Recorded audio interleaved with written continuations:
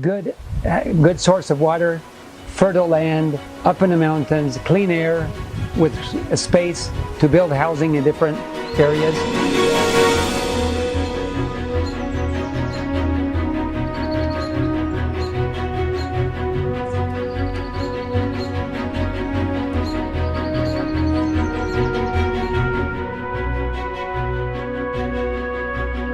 But we didn't have money to build. But we decided to go forward by faith, like we did with the purchase of it.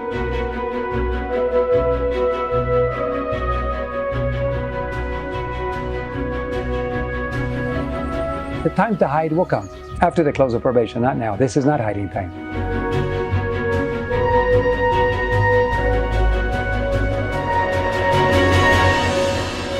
God in His mercy is holding the winds a little longer.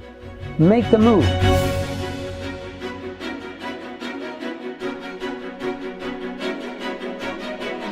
You say, but I don't have any money. God has all the solutions. God already has a place for you, by the way. He already has prepared a place for you.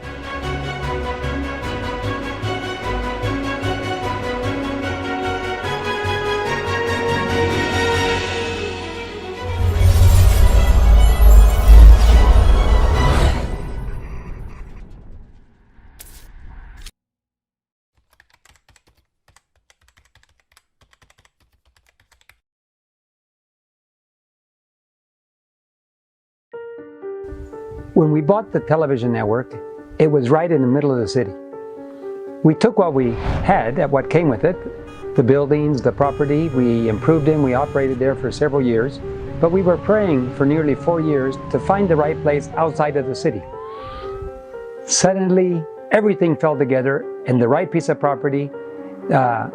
We did an exchange, no cash was exchanged, just our property for your property, the same values, and we moved out of the city, but nearby.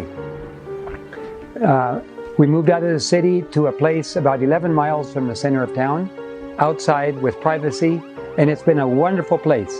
But as the quarantine and the laws and the restrictions started coming about, we knew that someday we would need to move completely far away from the city, not just outside of the city where we've been living and working.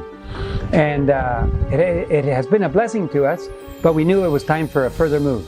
So we began praying again, knowing that it doesn't happen overnight many times. But we began praying, and I communicated to some friends of mine that we were looking for a property.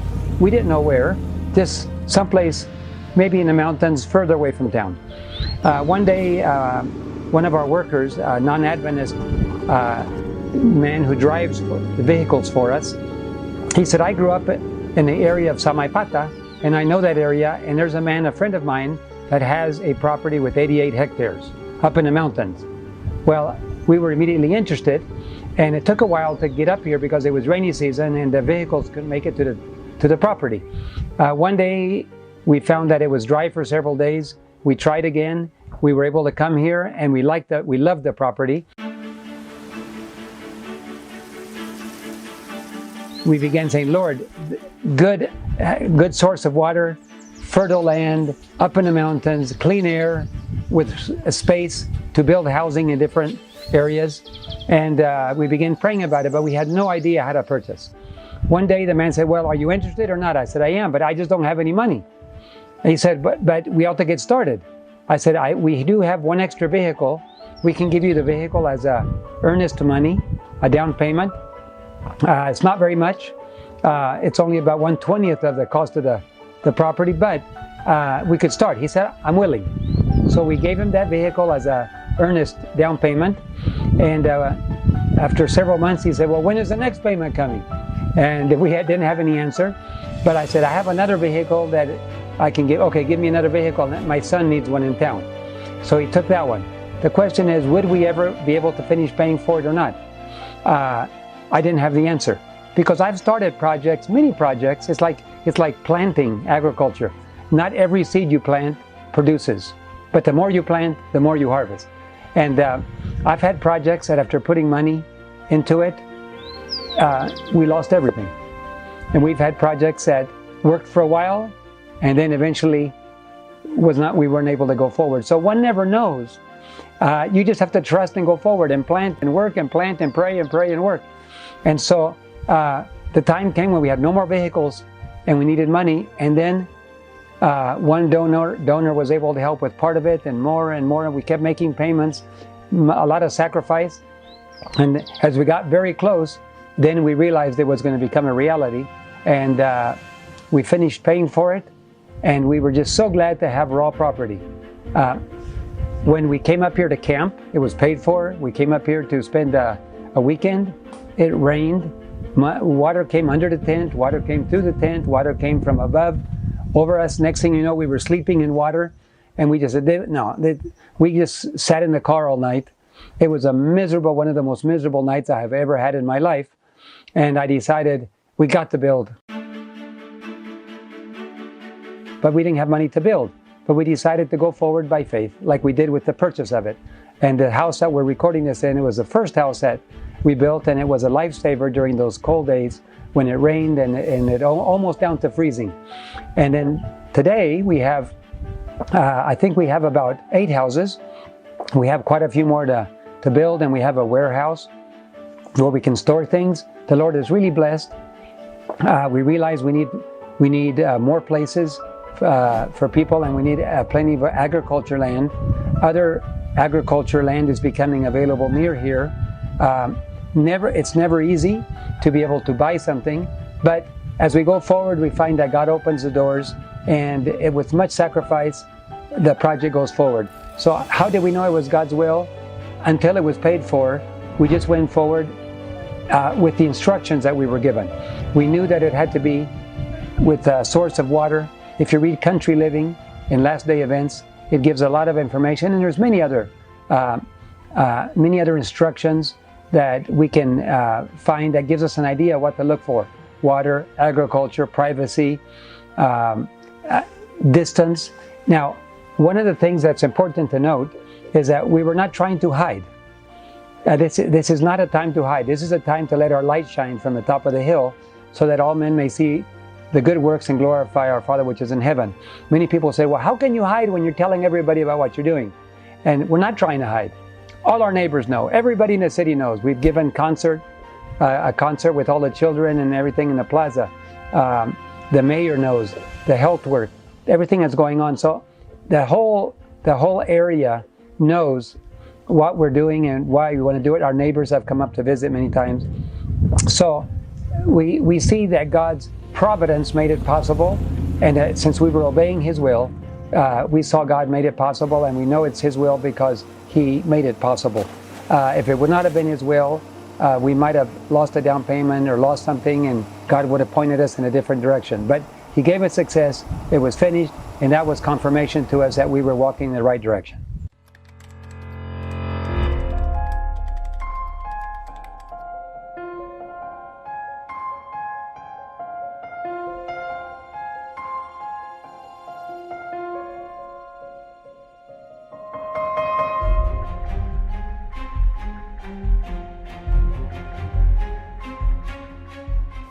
Some of the main challenges that we had initially were finances.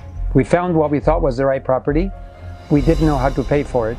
But by going forward and praying and watching God, the project kept going forward and going forward.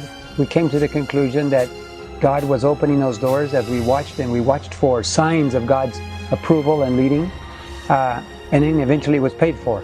The second challenge was, how do we build on a property for all our personnel? We have quite a few people, between 50 and 70 people on our staff there at the network. Health workers, production workers, education and medical, and aviation as well. And so between everybody, we all need a place to stay. And the question is, how do we get enough money to build housing? Well, we were able to build this first house. And that, we just stacked everybody up like cordwood in here when we needed to, because there was only one roof. But after the quarantine started, this house was built before the quarantine. But once the quarantine started, because of the pandemic, it became very difficult to transport materials. And we said, well, how do we buy them? At least if we can buy them. Well, all the stores were closed. But the warehouse sold us materials, was willing to sell us materials behind closed doors. Our truck, they would open the gate, we would go in, they would close the gate, they would load all our truck up, and then they would open and close, but the store remained closed the whole time. But the warehouse was able to sell us things. We'd deposit money in their bank account, and then they would load our truck, and we would pull out with a truck 5 tons of materials. And we transported 30 tons of materials for construction. And the question is, how can you move a truck when everybody is forbidden from leaving home? Well, we discovered that the television networks were exempt from certain restrictions. The police, health workers, government officials, and media networks. And so we got special permissions to transport all the materials. We saw God providing. And then funds started coming in. We've never had funds to build houses, and all of a sudden funds came in to buy nearly 60 tons of material. They were cheap houses. They're comfortable, simple, relatively economic, fast to build, but they're heavy because it's metal. And we got everything transported to the bottom of the mountain, and then later we moved it up here, and now the road has been improved and we can bring it up straight up here, deliver the goods here. So the challenges were economic, the challenges were how to move the supplies, challenges were where to buy them when nothing is available to buy, and all of those were resolved by God. And we just see His hand opening doors and realize that there is a lot of people that are waiting for everything to come together before they obey God, before they make their move. And we realized for years now, first you make your move and then the doors open. God can open the doors first, but generally He waits for you to take the first step in obedience, and then the waters open. So that's the way we've generally worked, and we've seen God bless this project in a special way.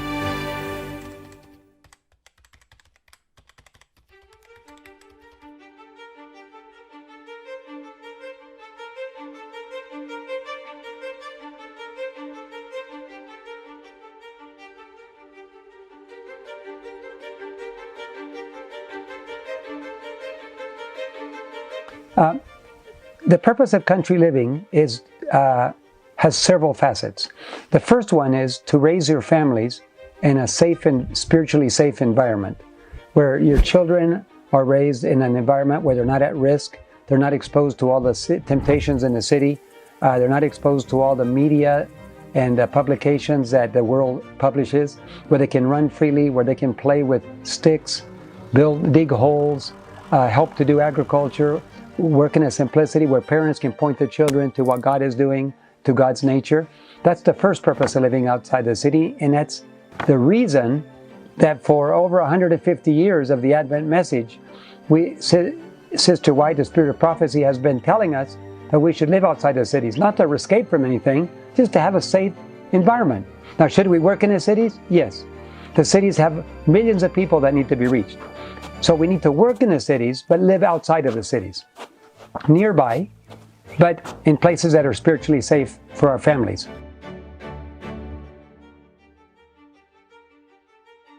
The second thing is that as time shortens and as the pandemics and the disasters begin to happen, and we realize we're living in the last generation, the last few years of Earth's history, there's a second reason why we need to live in a country besides being in a safe place. It's so we can keep working. In the cities, a quarantines lock you in your own house becomes a prison. And so you need to be able to continue working. So here in this property, we have freedom to work all over the property, to travel, visit our neighbors. There is no quarantine out here in the mountains. It's only in the cities where you can't move around. But here we can work all day long outside, we can visit our neighbors, we can transport food, we can pick up food, we can raise our own. And so definitely one reason for the living in the cities is not to hide. This is not the time to hide. The loud cry is about to begin. And the loud cry is going to flood the earth like waters cover the sea. And it's time for us to be seen, to share, to be positioned where we can continue working when others cannot work. There are two, in healthcare, as a registered nurse, there's two types of people. There's patients and there's caregivers. If you're a patient, you cannot help anybody. You have to be helped. But if you're a caregiver, you can help other people.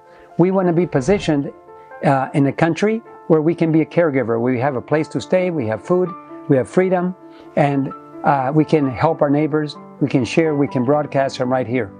Recently we had high-speed internet put in so that we can reach the satellite from here, and we can do productions live from this place. It took several microwave links around the mountains to get here, but today, this morning, we were able to test everything. It's running well. We broadcast from here before. It means that we can continue broadcasting to the world as long as God allows us to, even from this location. So definitely those three things. One is to raise your family, one is to be free to work. And what about the question about hiding? Well, that will come after the close of probation. And even this location will not be safe. Angels will have to show us where to go at that point, because after the close of probation, Satan has total control of the finally impenitent.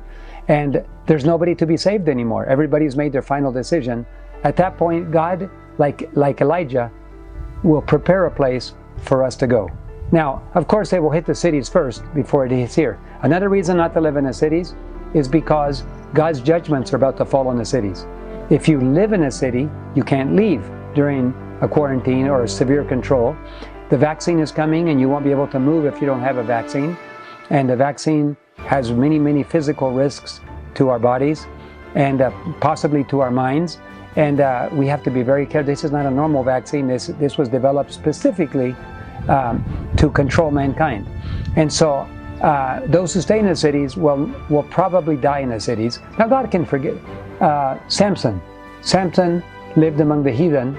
He violated God's law. He paid the consequences, but God will save him because he confessed his sins and God gave him back his strength. But he still died with the Philistines. We don't want to die with the Philistines. We want to continue working to save. And so living outside the cities, when the judgments of God fall on the cities, those that are living outside will be protected. But the time to hide will come after the close of probation, not now. This is not hiding time.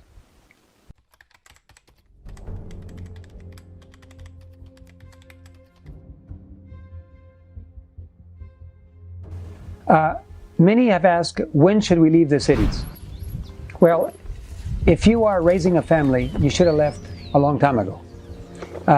Because as we mentioned, living in the cities, living in the country is primarily a place for a safe spiritual environment for raising a family. There are many that work in the cities, but like Enoch, we need to live outside, go into the city, rescue people, preach, share, and come back outside and bring them back to God's nature again. So already we should be living. So they say, when should we leave? You should have been out already. But what is the limit do we have? How long do I have? Well, the longer we wait, the more impossible it becomes. First of all, it takes time. We learned from this property that it takes time to build. It takes time to buy materials. You can always live in a tent, but as we learned, it's pretty miserable. And those who have a comfortable home, have a roof over their head, and have tools to work with and plant are like kings and queens. If you're living in a tent, it's still better than living in a city, but it can be pretty miserable if the bad weather hits. So if the sooner you move out, sell your home while you can still buy and sell. Sell your home, sell what you have in the city. Many people write to us or call us and tell us, we would like to live in the country with you. And do you have a place for me? I said, do you have a home? Yes. Well, go sell your home and then come back and talk to me. Well, we don't want to sell our home in a city. Then stay in the city. Because they're not willing to invest their resources. They want somebody to take care of them in an emergency. But they want to stay in the city as long as possible. This is not for people like that. For people who are willing to put everything on the altar and move forward, God will open a way. In every country, there is a place God has prepared for His people. And how long do we have? Well, here in Bolivia, and probably similar situation in many other countries, we only have about 3 more months before the vaccine becomes required. Once the vaccine becomes required, you will have to have a vaccine certificate or passport to be able to travel. So if you stay in the cities until that time, even if you want to leave, you can't. And so the question is, how long? Months.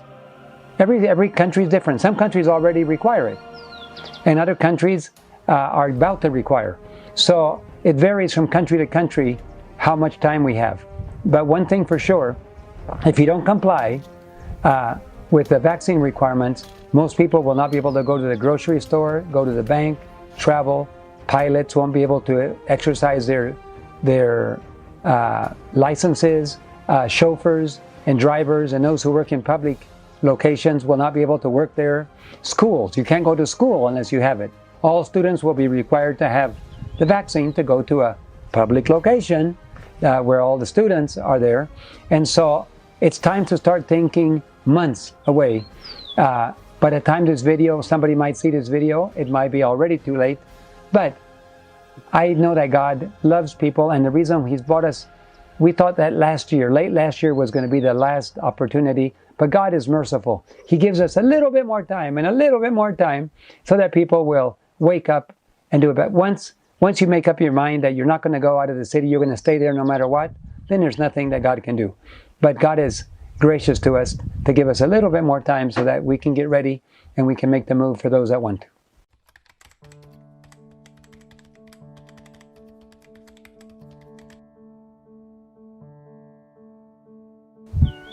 There are a lot of people that ask that question of I'm undecided. I'm on the fence. I haven't decided, should I go now? Should I not go now? Should I move out of the country? What should I do? Well, as we get closer and closer, the evidence becomes greater and greater that things in the city are not going well. Pandemics, controls, 5G, many influences. The wickedness is increasing. Violence in the cities. God's judgments are about to fall in the cities. And the question is, are you really undecided? Do you really need more evidence before you make your decision? It seems like God's people have a bigger problem deciding than worldly people. Worldly people, they can see what's happening and they make a very snap decision. They're buying properties everywhere, and they're moving out of the city. If they had a property that was for sale, they're not selling anymore. They're developing it, and they plan to move there. Already, I know of many cases where people who owned a property are now developing, building on their property, simple houses, agriculture, and so on, and they can see what's happening. The question is, why are you undecided? What else do you need to convince you? Do you need the judgments of God to fall first? You wanna wait till it's too late, till the fires come on Sodom and Gomorrah? Or do you want to wait until it's impossible to leave the cities? Do you want to wait until a vaccine becomes required and then you cannot leave unless you have a vaccine? What are God's people waiting on? The evidence has been clear. I tell you why I think people wait. It's because they love the world. They love the comforts of the world. Secondly, they've lost confidence in the spirit of prophecy, and because of that, they don't want to follow the advice anymore. They believe their opinion is better than God's counsel. But I would like to encourage you. If you wait too long, the door of the ark will close. And for those that in Noah's time that waited, there was a whole week where the animals were going into the ark. But one day, the last day, it was over. The last animal went in, Noah and his family went in, and the angel shut the door. Now, there was no choice in the matter. The choice was during the last 120 years, especially during that last week, while all the animals miraculously were going into the ark. So, do you want to wait until it's too late? Because it will close one day. Suddenly you wake up and you realize, like 9/11, the event happened, you thought you had more time, and you don't have any more time. So I would like to encourage you, make your move now while the mercy's door is still open. God in His mercy is holding the winds a little longer. Make the move. Sell your house. Sell your goods. Move out, and you'll be like kings and queens living out there when nobody can, when there's starvation going on in the cities, when pandemic, there's another disease X coming along. They're telling us already there's another disease X coming along. They're going to release further bacterium. They're going to release further viruses possibly. There'll be other things, and coming in, bacteria, severe epidemics, infectious diseases that have no treatment. The virus, the COVID-19 isn't anything compared to what's about to happen. And when that happens, severe controls will happen. The devil is trying to stop the loud cry. But God is looking for people who are obedient, who are healthy, who are free, and who can follow His leading. To do that, you have to live in the country. But if you prefer to die, God can forgive you. You can ask God to forgive you, and He will. But you will still die with the Philippines like Samson did. So, do you want to be on God's team during a loud cry? Obey today. You'll have God's protection and blessing. You say, but I don't have any money. God has all the solutions. He's waiting for you to take the first step. If you take the first step, God will show you an open door, and He will make it possible, even for the weakest of the people, the weakest person, an elderly person, older people, or don't have a single mother with children. You say, but I can't. If you make the decision to go forward, you will watch God open the doors for you. That was our experience with this property. And you can say, but Uncle David, you had resources. We didn't have any resources at all for this project. But we made the decision to obey. If you do that, you will find that God will bless you also, and He will show you the way. God already has a place for you, by the way. He already has prepared a place for you. As you move forward, He will show you where that place is. So don't be discouraged. Just trust the Lord. Lord God Almighty, He has the answer. He's your Creator. He's your Redeemer. He loves you with an infinite love, and He's already made a place for you. The question is, will you obey? If you will, and if you make the decision, get off the fence and start moving, God will show you where that place is. God bless you, and I hope to share with you in the loud cry very soon. I am praying that I will be one of those that God will anoint with His Holy Spirit and prepare me, and I pray that same for you. God bless.